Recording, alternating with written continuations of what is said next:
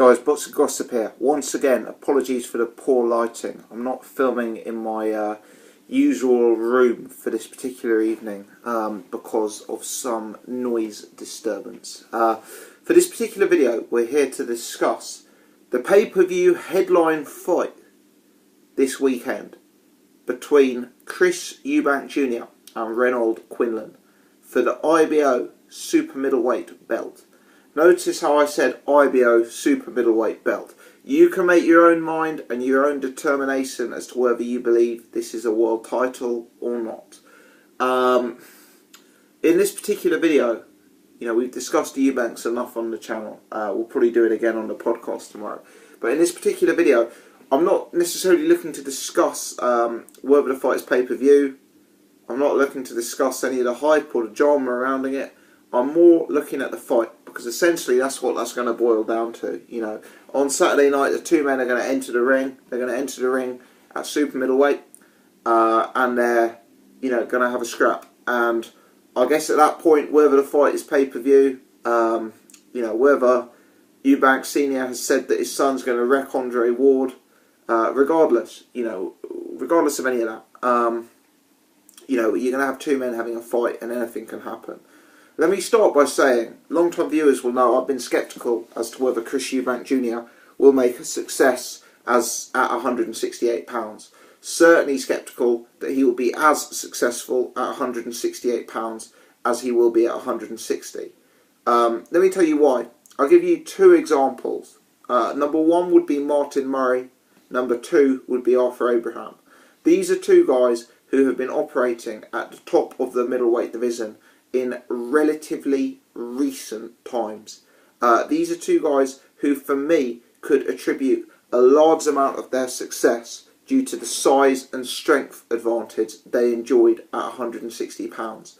You see them go up to £168, suddenly that size and strength advantage disappears. They're fighting guys who are substantially bigger men. They're fighting guys who are used to being hit a lot harder and have greater punch resistance, and they're fighting guys who hit back with increased power. It really does make a substantial difference. The difference between middleweight and super middleweight is £8. That is a relatively big gap.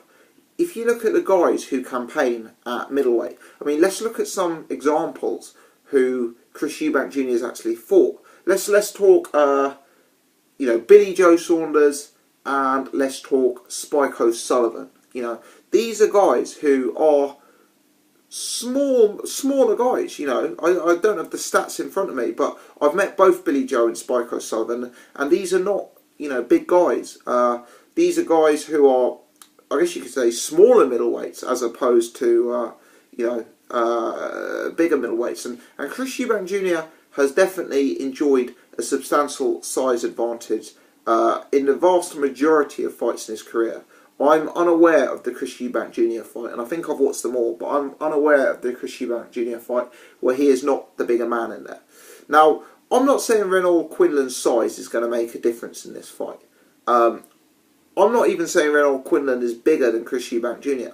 What I am saying is, in general, I do not believe that with Eubank's style, the size difference between 160 and 168 is going to complement that.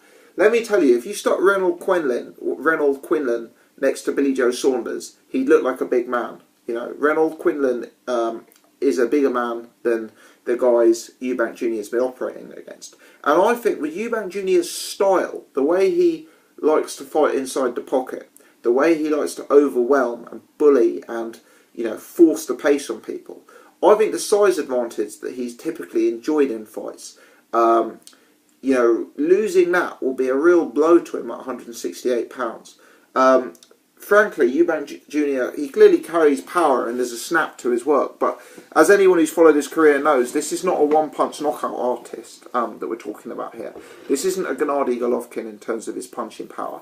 This is a guy who more overwhelms and wears you down. And for me, that is going to be a lot harder to do when you're facing genuine 168-pounders. because of that, in an earlier video where I discussed boxing betting, I speculated that without having really watched Renold Quinlan fight, it may actually represent a good value if you could get Chris Eubank Jr. to win the fight on points at 5-1. Because let's be honest, Eubank Jr. hasn't exactly been stopping the top middleweights he's been facing early in fights. So I guess my logic was that at 168 pounds, it may take him even longer to get to his opponents, bearing in mind they're bigger, stronger men who are used to being up against bigger, stronger men. Now, whilst I still agree with that in theory, having watched Renold Quinlan a bit more, and Renold Quinlan's back catalogue available on YouTube is not extensive, nor is it forthcoming. But having watched bits of Renold Quinlan, I have actually come to the conclusion that my pick for the fight will be Chris Eubank Jr. to win by stoppage. And I suspect that stoppage will probably come in the 5th or 6th round. I think at that period of the fight, Eubank Jr. will get to Quinlan. Looking at Quinlan stylistically, for me, he's a guy who mixes it up. He does do the odd bit of lateral movement, and he throws the odd jab, and his jab isn't great. He kind of pushes the jab out. He does like to fight on the inside as well. He's someone who's open to a fight on the outside and the inside from the little bits I've seen of him. Technically, he's not all there. He's square on. He's a bit wide.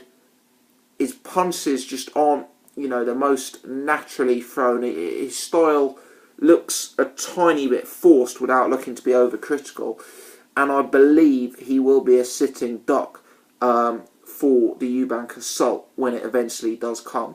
I suspect the way Chris Eubank Jr. fights these days, I suspect we'll see a low-key first 2 rounds. I think Eubank Jr. will feel it out, behind the jab and from the outside, and I think part of that's going to be that he's fighting on pay-per-view in a big event.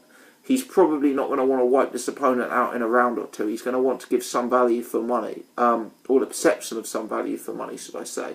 So I suspect Eubank Jr. is going to fight from the outside, behind the jab, at distance for the early rounds. Similar to what we saw when he fought Tom Doran. And I don't think Eubank Jr. is a world-class fighter from the outside. I believe he can be caught, and I just don't believe that he puts his punches anywhere near as well from the outside as he does from the inside. So I suspect Eubank Jr. will win the opening rounds from the outside in a sort of uninspiring fashion. Probably towards the 3rd or the 4th round, I suspect Eubank Jr. will put the pedal to the metal, start to force the pace on Renold Quinlan. And when he does, despite the fact that Renold Quinlan, I'm sure, is a warrior, despite the fact that he's a bigger man, and despite the fact that I'm sure he's as hard as nails, when Eubank Jr. does put that pedal to the metal, I don't see the fight lasting too long. I see it being 1, 2, 3 rounds max from that point on. I've had a look at Quinlan. He's just too defensively open. He's susceptible to the uppercut on the inside. Remember me saying that because I believe it's going to be a key factor. We know Eubank Jr. loves that uppercut. I've watched Renold Quinlan fights. I've dug around before making this video, and I've seen him eating an uppercut on the inside, and that is not what you want going into a fight with Chris Eubank Jr. I believe he's going to be susceptible to Chris Eubank Jr. throwing neatly placed hooks to the floating rib area and on his sides. I think it'll be vulnerable to the body, but I suspect the uppercut is going to be, as it has been in other Eubank Jr. fights, I suspect it's going to be a recurring theme here. I think when Eubank Jr. opens his barrage, Quinlan will instinctively shell up and go like this, but I think unlike other fighters who will throw 5 or 6 punches and then go on the outside, Eubank will force the pace continuously. We've heard Senior talking about 50, 60 punch combinations.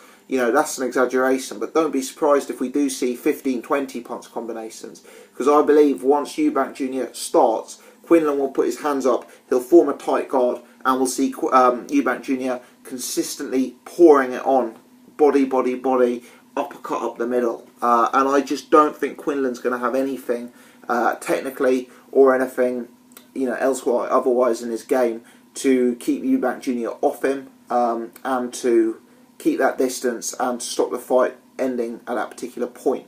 Therefore, I'm afraid It's an uninspiring pick, but my pick is going to be Eubank Jr. to win the fight by stoppage early to mid rounds. I suspect he's going to have far too much for Renold Quinlan. Let me know your thoughts. Have you seen much of Renold Quinlan? What do you think of him? What's your prediction for the fight? If you've enjoyed this analysis, please take the time to click the thumbs up button. That supports the channel, it helps me get a wider audience. If you're new, please do take the time to subscribe. Many thanks indeed for watching, and please stay tuned to the channel because I'll be covering all the build up this week. Thanks for watching, guys.